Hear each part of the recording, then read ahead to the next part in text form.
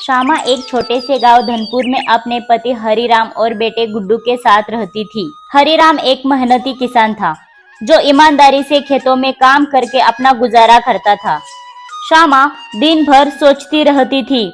उसे पैसों का बहुत लालच था। उसे अपनी पड़ोसी की सोने की चूड़ियां चाहिए थी, किसी का नया मोबाइल, किसी और के घर की फर्नीचर की तारीफ उसे जलाती थी। वो अक्सर हरिराम से यह कहती थी, तुम जैसे आदमी के साथ रहकर मेरी किस्मत ही फूट गई, कभी कुछ कमा के तो लाओ। हरिराम शांत रहता और कुछ कहता, श्यामा जरूरत से ज्यादा चाहो तो भगवान भी नाराज हो जाता है। श्यामा उसकी बातों को अनसुना करती है। एक दिन गांव में एक नया आदमी आया, राहुल। उसने खुद को शहर का बड़ा बिजनेसमैन बताया और गांव में सोने की खान खोजने की बात फैलाई। श्यामा की आंखें चमक गई।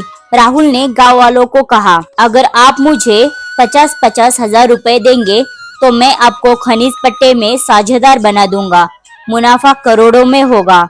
हरिराम को शक हुआ, लेकिन श्यामा ने जिद पकड़ ली। उसने अपनी सारी जमा पूंजी, बेटे की पढ़ाई का खर्चा और यहाँ तक कि खेत गिरवी रख कर राहुल को पैसे दे दिए।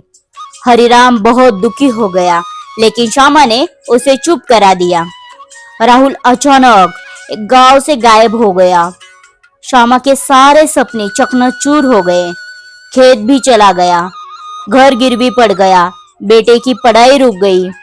अब गांव वाले लोग श्यामा को ताना मारते हैं। चंदा, जो पहले उसे समझाती रहती थी, एक दिन उसे बोली, श्यामा जो बिना मेहनत के फल चाहता है वो अक्सर जहर खा लेता है।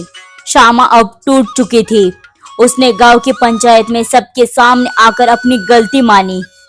हरिराम ने उसे माफ कर दिया। श्यामा ने अब मेहनत करना शुरू किया, मिट्टी के बर्तन बनाना, गायों का दूध बेचना और लोगों की मदद करना। धीरे धीरे उसका सम्मान लौट आया। गांव वालों ने भी उसकी मेहनत को सराहा। गुड्डू की पढ़ाई फिर से शुरू हुई। कहानी के अंत में श्यामा एक सभा में कहती है, लालच ने मुझे अंधा कर दिया था, अब समझ में आया कि संतोष ही सबसे बड़ा धन है।